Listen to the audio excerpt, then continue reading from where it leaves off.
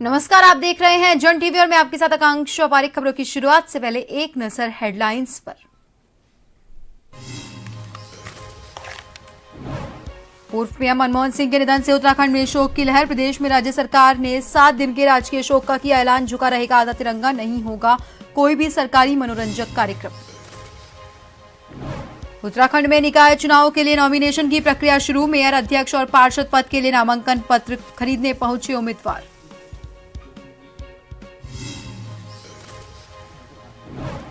कांग्रेस अध्यक्ष करण महारा ने की प्रेस कॉन्फ्रेंस। कहा, निकाय चुनाव के प्रत्याशियों की जल्द जारी होगी लिस्ट। उम्मीदवारों के चयन के लिए 7 सदस्यीय कमेटी का गठन। विकासनगर में अंतर्राज्यीय मोटरसाइकिल चोर गिरोह का भंडाफोड़। पुलिस ने 3 आरोपियों को किया गिरफ्तार। कब्जे से चोरी की 9 मोटरसाइकिल बरामद। और उत्तराखंड में बर्फबारी के बाद मैदानी इलाकों में सर्दी का कहर। हरिद्वार में कोहरा और हल्की बूंदाबांदी। पहाड़ों में हो रही बर्फबारी, बारिश से खिले किसानों के चेहरे।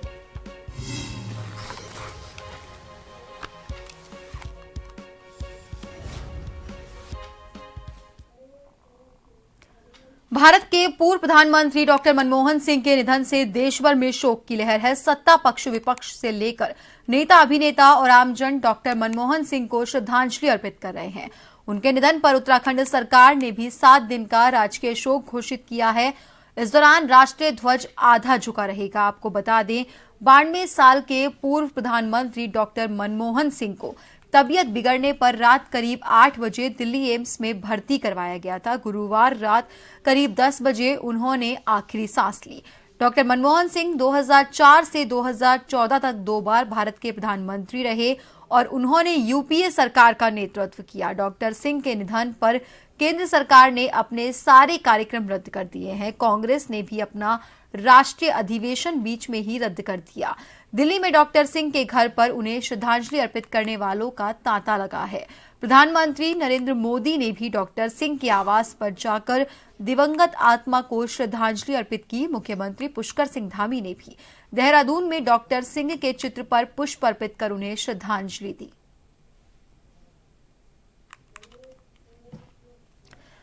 अपने हल्द्वानी कार्यक्रम के उपरांत देर शाम रात्रि विश्राम के लिए अपने गृह क्षेत्र खटीमा नगला स्थित आवास पहुंचे मुख्यमंत्री धामी के शुक्रवार की सुबह लोहिया हेड स्थित गेस्ट हाउस में पहुंचने पर इकट्ठा जनसमूह द्वारा सीएम का भव्य स्वागत किया गया। इस मौके पर सीएम ने मौके पर उपस्थित स्थानीय जनता और जनप्रतिनिधियों से मुलाकात की और उनकी समस्याओं को सुना और समस्याओं के निदान के लिए तत्काल संबंधित विभागीय अधिकारियों को निर्देशित किया। इसके बाद सीएम धामी लोहिया हेड स्थित हेलीपैड से अपने आगामी कार्यक्रम हेतु हरिद्वार के लिए रवाना हुए।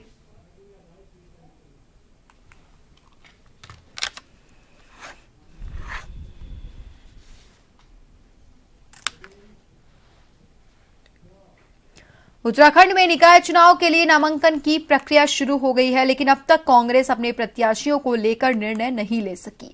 हालांकि जिताऊ प्रत्याशियों पर मंथन के लिए कांग्रेस मुख्यालय देहरादून में पार्टी पदाधिकारियों की बड़ी बैठक बुलाई गई थी। बैठक में नेता प्रतिपक्ष यशपाल आर्य, प्रदेश अध्यक्ष करण महारा, विधायक प्रीतम सिंह सहित अन्य वरिष्ठ नेता मौजूद रहे। कांग्रेस प्रदेश अध्यक्ष करण महारा ने पत्रकारों से बातचीत में कहा कि प्रत्याशियों के चयन के लिए 7 सदस्यीय कमेटी का गठन किया गया है। जल्दी ही प्रत्याशियों की लिस्ट जारी की जाएगी। तो वहीं विधायक प्रीतम सिंह ने निकाय चुनाव में जीत का दावा किया है।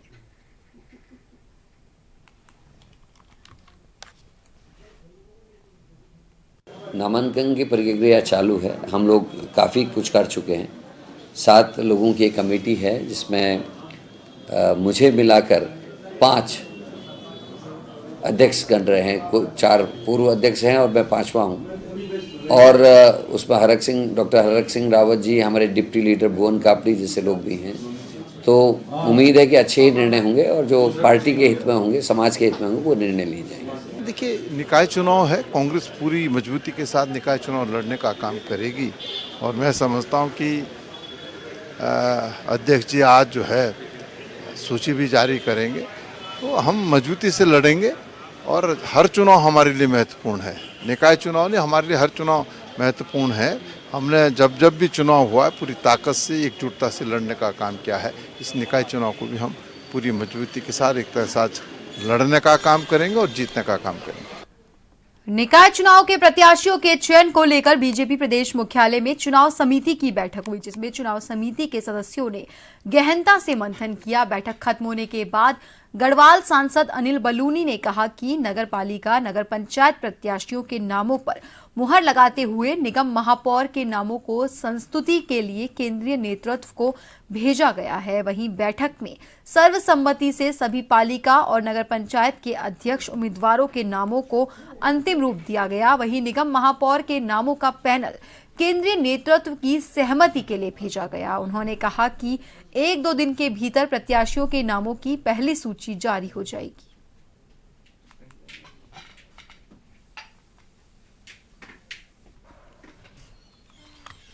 सब लोगों में चुनाव को लेकर हमारी जो सभी नगर निगम की सीटें हैं और नगर पालिका और नगर पंचायत की सीटें हैं, उनको लेकर विस्तृत चर्चा सब लोगों के बीच में हुई है और लगातार पिछले 3-4 दिन से, और मैं ये कहूँ कि पिछले कई दिनों से एक प्रक्रिया भारतीय जनता पार्टी के अंदर चल रही थी, क्योंकि हमारी पार्टी ही एक ऐसी पार्टी है जो कि लोकतांत्रिक तरीके से कार्य करती है और तमाम नगर निगम के क्षेत्रों में जाके, नगर पालिका और नगर पंचायतों में जाके बहुत विस्तृत स्तर पर कई हजार कार्यकर्ताओं से बातचीत के उपरांत कुछ नाम जो आए हैं उन लोगों पर चर्चा हुई है। प्रदेश में आज मौसम का मिजाज बदला हुआ है, तो वहीं कड़ाके की ठंड के बीच डोईवाला में नगर निकाय चुनाव प्रक्रिया शुरू हो चुकी है। पहले ही दिन राजनीतिक दलों के उम्मीदवारों के साथ ही निर्दलीय प्रत्याशी भी नामांकन खरीदने पहुंचे।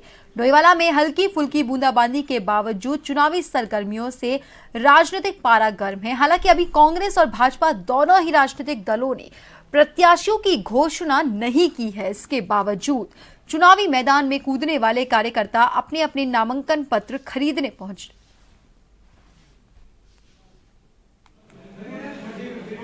लच्छीवाला में रहने वाला हूँ। वार्ड नंबर 1 से के लिए मैंने सामान्य उसके लिए सभासद के लिए फॉर्म भरा है, खरीदा है, आज अब भरने जा रहा हूँ और कांग्रेस पार्टी से बिलोंग करता हूँ। बस टिकट की इंतजार है। कब तक टिकट? हमें सूचना मिली है, कल तक डेट मिल जाएगी हमको। हाँ, जनता से क्या अपील करेंगे? जनता से तो अच्छी हमें फीड मिल रही है कि एक्चुअली क्या है, जनता से ही भरोसा मिलता है तो आगे बढ़ते हैं हम लोग ना। तो टिकट वगैरह तभी उम्मीद बनती है कि भाई चलो जनता की सेवा करने के लिए जनता चाहती है कि हम खड़े हों, तो इसलिए हम खड़े भी हो रहे हैं। वार्ड नंबर 3 में इस बार महिला सीट आ रही है, इसलिए मैं महिला सीट से आवेदन कर रही हूँ। वार्ड नंबर नामांकन पत्र जो खरीदा है, क्या प्रोसीजर है नामांकन का? नामांकन के लिए खाली 100 रुपीज़ फीस पड़ी है और अपने आधार कार्ड की कॉपी देके आप ले सकते हैं। कब तक टिकट? मुझे लगता है आज शाम तक डिक्लेयर हो जाएगा। पार्टी के लिए निश्चित तौर पे बहुत तन मन धन से कार्य किया है, जो भी कार्य या दायित्व दिए गए पार्टी द्वारा वो किए हैं और इस बार महिला सीट आई है तो हमें भी उम्मीद है कि शायद इस बार पार्टी हम पे भरोसा जताएगी। उम्मीद तो पूरी है टिकट मिलने की, लेकिन अगर पार्टी ने कुछ सोचा है तो उनके निर्णय का सम्मान करूँगे। नामांकन पत्र आपको तहसील कार्यालय में उपलब्ध हो जाएंगे। अध्यक्ष पद के हेतु आप जो हमारा कक्ष संख्या 2 है, नाजिर का कमरा है, वहाँ से आप प्राप्त कर सकते हैं। इसके अलावा वार्ड मेंबर्स के लिए भी रिस्पेक्टिव आरओज का जो कमरे हैं वहाँ से आप नामांकन पत्र प्राप्त कर सकते हैं। अभी तक अध्यक्ष पद के लिए 2 लोग नामांकन पत्र ले जा चुके हैं। उत्तराखंड में नगर निकाय चुनाव कराए जाने को लेकर रामनगर में भी प्रशासन ने पूरी तरह से कमर कस ली है, तो वहीं नामांकन पत्रों की बिक्री के चलते दूसरे दिन शुक्रवार को भी अध्यक्ष और सभासद के कई प्रत्याशियों ने नामांकन पत्र खरीदे। कुछ सभासद प्रत्याशियों ने अपने समर्थकों के साथ अपने अपने नामांकन पत्र रिटर्निंग ऑफिसर के समक्ष दाखिल भी किए, जिस पर जानकारी देते हुए returning officer SDM Rahul Shah ने बताया कि रामनगर पालिका के अंतर्गत 20 वार्ड में सभासदों का चुनाव संपन्न होगा। इसके साथ ही इस चुनाव को संपन्न करने के लिए 45 मतदेय स्थल बनाए गए हैं।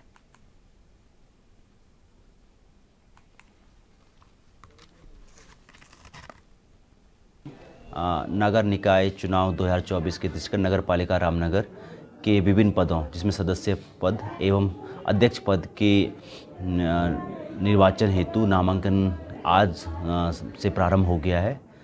वर्तमान में विभिन्न प्रत्याशियों द्वारा नामांकन पत्र अपने प्रस्तुत किए जा रहे हैं। नगर पालिका रामनगर में कुल 20 हमारे वार्ड हैं, जिसमें कुल 45 मतदेय स्थल हैं, जिसमें कि निर्वाचन की कार्रवाई संपादित की जाएगी। इसी प्रकार से आपका 30 तारीख तक नामांकन जमा किए जाएंगे। 31 तारीख और 1 तारीख में इसमें समीक्षा की जाएगी और 50% आवंटन की कार्रवाई की जाएगी। चमोली में स्थानीय निकाय सामान्य निर्वाचन 2024 को लेकर अपर जिला निर्वाचन अधिकारी विवेक प्रकाश की अध्यक्षता में राजनीतिक दलों के पदाधिकारियों, सहायक व्यय प्रेक्षक और गठित लेखा टीम के प्रभारी अधिकारियों के साथ बैठक की गई, जिसमें निर्वाचन व्यय लेखन हेतु प्रचलित ब्याज दरों पर तैयार निर्धारित रेट चार्ट की दरों पर चर्चा करते हुए सबकी सहमति ली गई। बैठक में मुख्य कोषाधिकारी, नोडल अधिकारी, व्यय लेखा मामूर जहां ने निर्वाचन लड़ने वाले अभ्यर्थियों को लेखा तैयार करने के संबंध में विस्तार से जानकारी प्रदान की। उन्होंने बताया कि 10 वार्ड तक की नगरपालिका अध्यक्ष के लिए व्यय सीमा अधिकतम 6 लाख और 10 वार्ड से ज्यादा की नगरपालिका में अध्यक्ष पद की व्यय सीमा 8 लाख निर्धारित है। नगरपालिका परिषद के वार्ड सदस्य के लिए व्यय सीमा 80,000 निर्धारित है और इसी प्रकार नगर पंचायत अध्यक्ष के लिए अधिकतम व्यय सीमा 3 लाख और सदस्य नगर पंचायत के लिए 50,000 निर्धारित की गई है। उन्होंने बताया कि निर्वाचन में इससे ज्यादा व्यय करने वाले प्रत्याशियों को जीतने के बाद भी अयोग्य घोषित किया जाएगा।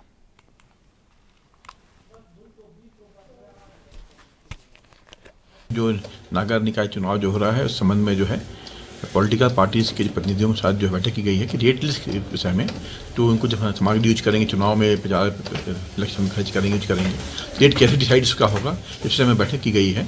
और बैठक करके बताया गया कि रेट लिया गया। हम लोग इसके पहले उन्होंने साइज किया था, हम लोगों ने टीम बनाई थी हम लोगों ने इसके लिए और टीम से रेट मंगाया था मार्केट से हम लोगों ने। उसी रेट के आधार पर उन्होंने बनाया था और डिसाइड किया उस पर और डिस्कस किया, उनसे फाइनलाइज हो गया है। हाईकोर्ट ने राज्य में घरेलू कूड़ा बीनने वाले लोगों और उनके बच्चों के लिए सरकार की ओर से जारी सरकारी योजनाओं का लाभ नहीं देने के मामले में राज्य विधिक सेवा प्राधिकरण की रिपोर्ट का स्वतः संज्ञान लिया। कार्यवाहक मुख्य न्यायाधीश मनोज कुमार तिवारी और न्यायमूर्ति आलोक कुमार वर्मा की खंडपीठ ने मामले में अति गंभीर पाते हुए निर्देशक शहरी विकास को 27 को वीडियो कॉन्फ्रेंसिंग के जरिए कोर्ट में उपस्थित होने के लिए कहा। साथ ही पूछा कि उनकी सुरक्षा और उनके बच्चों की शिक्षा, दीक्षा और स्वास्थ्य के लिए राज्य सरकार की क्या योजनाएं हैं। ये मामला राज्य विधिक सेवा प्राधिकरण ने अपनी एक सर्वे रिपोर्ट में पाया था कि हाईकोर्ट और अन्य जिला विधिक प्राधिकरण की रिपोर्ट के अनुसार कूड़ा बीनने वालों को जरूरी सामान और उनके बच्चों को राज्य और केंद्र सरकार की ओर से प्रदत्त सुविधाओं का सहारा नहीं मिला है। इसकी वजह से उनके बच्चे वही काम करते आ रहे हैं जिससे उनका मानसिक विकास नहीं हो पा रहा। इसीलिए उन्हें भी सरकार की ओर से जारी सभी योजनाओं का लाभ दिया जाए।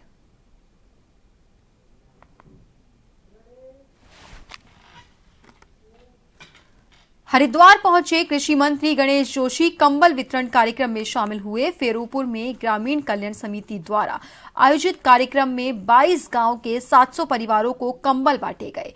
कृषि मंत्री गणेश जोशी ने गरीबों की सहायता के कामों के लिए ग्रामीण कल्याण समिति के कार्यों की सराहना की। गणेश जोशी ने कहा कि दूसरों की सहायता करने से मन को संतुष्टि मिलती है। इस तरह के कार्यों से समाज के अन्य लोगों को भी दूसरों की सहायता करने की प्रेरणा मिलती है। के अंदर भगवान होता है। ये समाज के वो गरीब व कमजोर लोग हैं जिनकी इतनी हैसियत नहीं है कि वो कंबल खरीद सकें। आज उनको कंबल वितरण यहाँ पर किया गया और क्योंकि भारतीय जनता पार्टी के कार्यकर्ता, हम भारतीय जनता पार्टी जिस विचार को लेकर काम करती है कि समाज के अंतिम पीढ़ी के अंतिम व्यक्ति तक विकास की लहर पहुंचनी चाहिए। दीनदयाल जी का वो चिंतन, उसको साकार करने का काम ये समिति कर रही है। और इस अवसर पर और मुझे ये बताया गया कि पिछले 20-32 साल से कर रही है और इसके अलावा अन्य सामाजिक कार्य भी ये समिति कर रही है। देखिए, अपने लिए तो हर कोई जीता है, ना हम किसी दूसरे के लिए कुछ करते हैं तो उसमें आत्म संतुष्टि भी मिलती है और लोगों की सेवा भी होती है और हमें इस प्रकार के काम करते रहने चाहिए। और आज मैं इस अवसर पर मैं स्वामी जी को, उनकी पूरी टीम को शुभकामनाएं। स्वागत है। बढ़ते अगली खबर की ओर। हरिद्वार की श्यामपुर पुलिस ने अभय शर्मा हत्याकांड में फरार चल रहे दूसरे आरोपी नागेंद्र को रानीपुर क्षेत्र से गिरफ्तार कर लिया है। पुलिस ने आरोपी के कब्जे से वारदात में इस्तेमाल की गई बाइक भी बरामद की है। इससे पहले मुख्य आरोपी नीरज शुक्ला को गिरफ्तार कर जेल भेजा जा चुका है। 24 नवंबर को श्यामपुर क्षेत्र में रवासन नदी के किनारे एक अज्ञात का शव मिला था। मृतक का चेहरा कुचला गया था और गला और जैकेट की डोरी से घोंटकर हत्या की गई थी। जांच में शव की पहचान पश्चिमी दिल्ली निवासी अभय शर्मा उर्फ हनी के रूप में हुई। आरोपी उसे बाबा से सट्टे का नंबर दिलाने का झांसा देकर लाए थे। मृतक की मां की शिकायत पर केस दर्ज कर पुलिस ने मुख्य आरोपी को पहले ही गिरफ्तार कर लिया था और अब दूसरे आरोपी की गिरफ्तारी से मामले का पटाक्षेप हो गया है।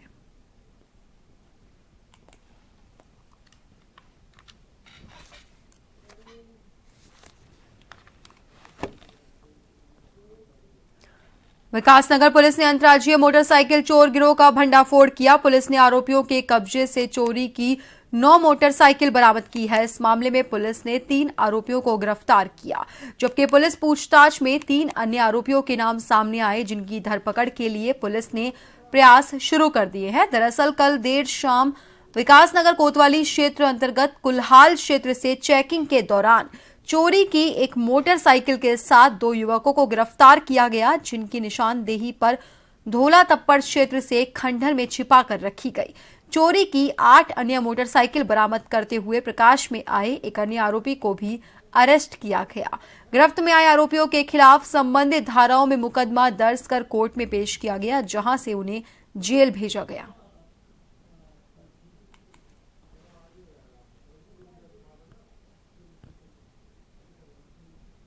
हाल रोड पे चेकिंग के दौरान 3 युवकों को गिरफ्तार किया गया था, जिनके नाम आमिर, साकिर और अरस हैं, जो कि यमुनानगर हरियाणा के रहने वाले हैं। जब इनसे वो बाइक बरामद की गई तो इनसे जब गहनता से पूछताछ की गई तो ज्ञात हुआ कि इनके और इनके अन्य 3 साथियों के द्वारा, जिनका एक अंतर्राज्यीय गिरोह है वाहन चोरी का, तो इनके द्वारा कई मोटरसाइकिलों की चोरी की गई थी, जिनमें से हमारे द्वारा 9 मोटरसाइकिलें बरामद की गई हैं, जो कि 2 विकासनगर थाना क्षेत्र से चोरी हुई थी, एक सहसपुर, 2 पुरवाला हिमाचल प्रदेश से और 3 अन्य मोटरसाइकिलें हैं।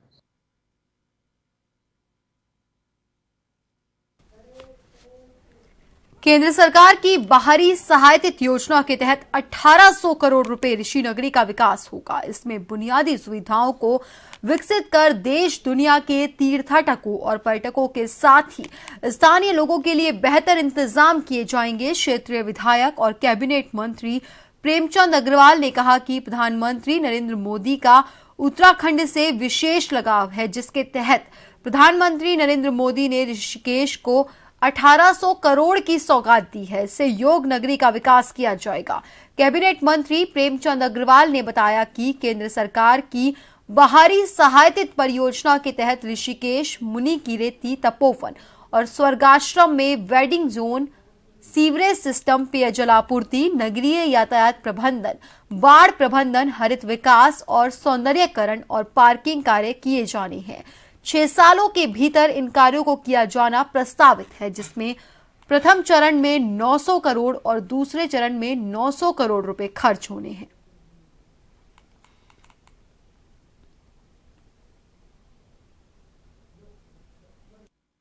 ऋषिकेश में जिस प्रकार से विकास एक तेज़ी से बढ़ रहा है और माननीय प्रधानमंत्री जी का मैं धन्यवाद कर रहा हूं, जिन्होंने बनारस की तर्ज पे उत्तराखंड के एक पावन नगरी, धर्म नगरी, तीर्थ नगरी ऋषिकेश के लिए 1800 करोड़ रुपए का एक परियोजना यहाँ पे लाई गई है, जो ऋषिकेश, स्वर्गाश्रम, मुनि की रेती और तपोवन जो एक सर्किट है उसके लिए वो काम करेगी।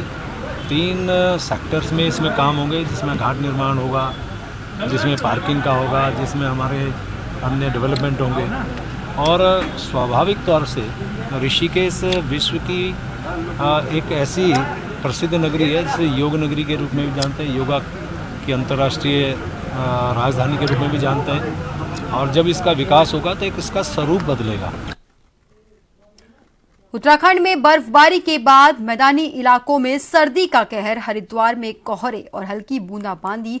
उत्तराखंड के पहाड़ों में हो रही बर्फबारी, हरिद्वार में कोहरे के साथ हल्की बूंदाबांदी हुई, जिससे ठंड में और इजाफा हो गया। ठंड के कारण लोग घरों में कैद हो गए और बाजारों में सन्नाटा छा गया। कोहरे की वजह से सड़कों पर वाहनों की रफ्तार भी धीमी हो गई। वहीं मौसम विभाग के मुताबिक आने वाले दिनों में ठंड और बढ़ने की संभावना है।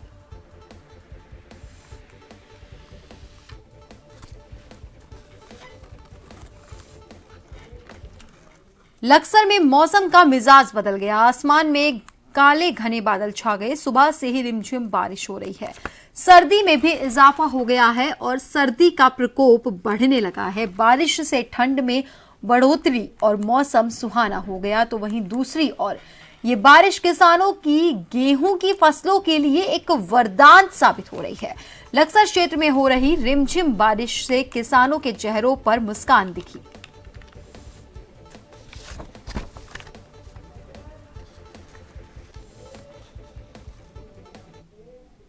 और आखिर में एक नजर हेडलाइंस पर।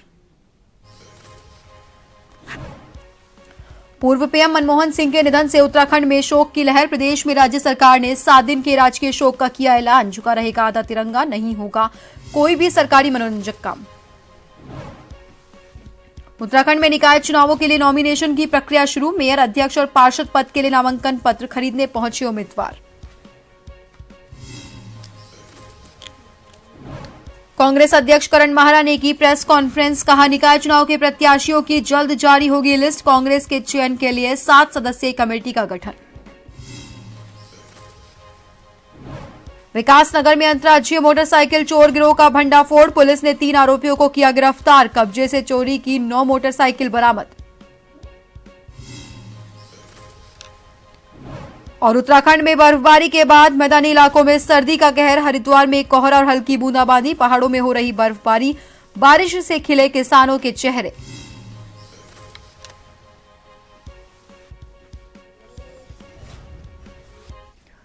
और फिलहाल के लिए बुलेटिन में इतना ही। बने रहिए जन टीवी के साथ। नमस्कार।